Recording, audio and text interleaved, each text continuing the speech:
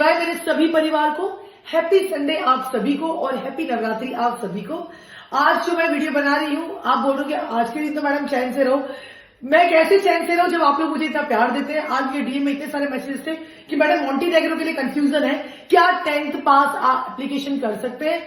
जी बिल्कुल, अगर आप 10th पास हैं तो भी आप एप्लीकेशन कर सकते हैं।